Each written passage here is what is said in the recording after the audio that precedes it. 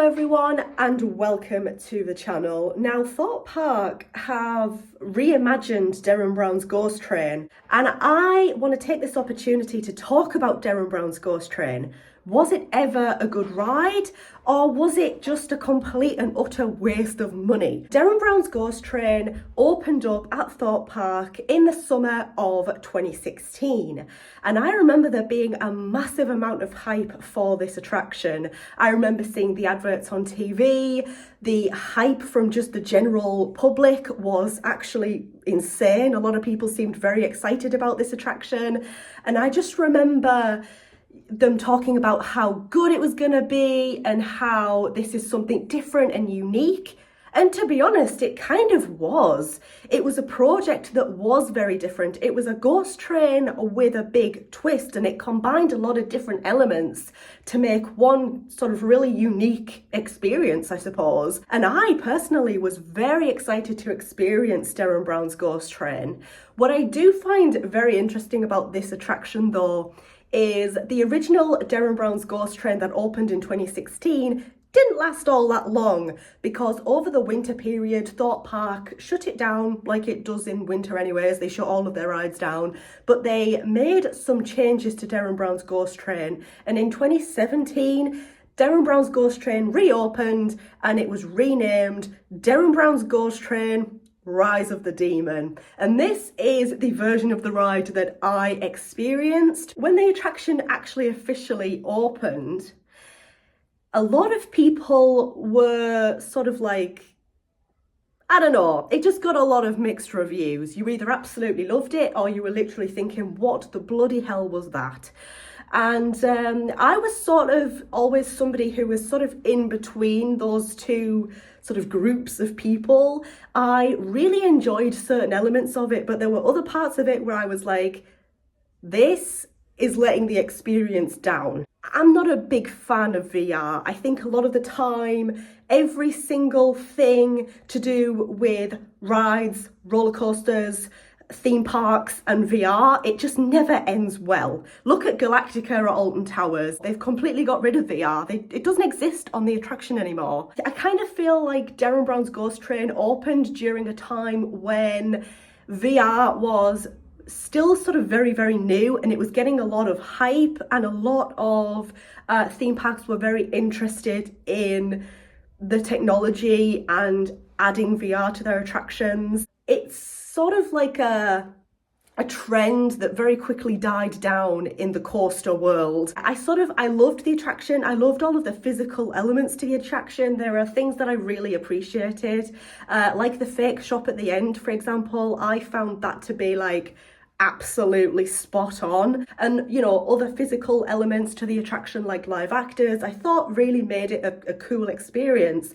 And the sets as well were really cool. Like those trains, they were awesome, but the VR I felt definitely let the attraction down. What I get from Derren Brown when I think about Derren Brown's Ghost Train, I get the impression that they had all this amazing thing in their head, right? They had these amazing ideas and plans in their head. They were going to bring this unique attraction to the UK and it was going to be epic, right? And I sort of feel like they got a bit too ambitious with things. The ride became notoriously unreliable. To be honest, when I've ridden it, the VR has been, let's just say the VR hasn't worked and it has ruined the experience. Because VR is such a massive part, or was rather such a massive part of Derren Brown's Ghost Train, if you got a headset that didn't work, literally, it would completely ruin the experience for you. There was a lot of problems with the VR. The ride itself, because there were so many elements making up the ride experience, it was very unreliable. Things were often broken. Derren Brown's Ghost Train was not only unreliable, but it was such a faff on trying to put the headsets on and trying to make the headsets work. It was just a bit of a nightmare, to be honest, and not only did it slow things down and stop the flow of the attraction, but it was just a faff on in general with the VR. Like, it just made the whole experience feel very bitty, very disjointed, and just overall, yeah, the VR was just very, very disappointing, as I've said numerous times in this video. It was an attraction that could have been really, really great, but I think it was too ambitious and it was let down by the fact that the VR was so temperamental and so faulty. But there were things that made Derren Brown fun and unique. Was it something that I rode every single time I visited Thorpe Park?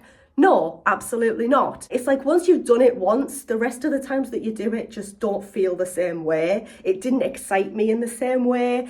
And so I did find a lot of the time, if I was at Thorpe Park and I was tight for time, I would miss Derren Brown's Ghost Train off a lot.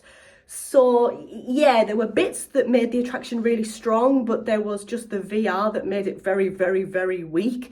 And I feel like, to be honest, if Derren Brown's Ghost Train had opened up just without the VR, I feel like it could have possibly been a massive hit, and I feel like it could have possibly been operating right now, still to this day. To be honest with you guys, I've got to give the team who worked on Derren Brown's Ghost Train hats off to you guys, you know, because you literally, I think, tried your best to give an experience that was unique and special, but unfortunately it just fell flat. I do think that it's a shame that it wasn't this awesome ride, because I think everyone deep down was hoping that it would be. So do I think that Derren Brown was a waste of money, or was it actually a good attraction?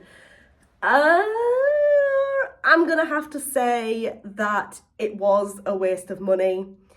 For starters, Thorpe Park had to completely make changes to it literally after it had been open, not even a full year, and then reopen it as Rise of the Demon. Not really a very good start.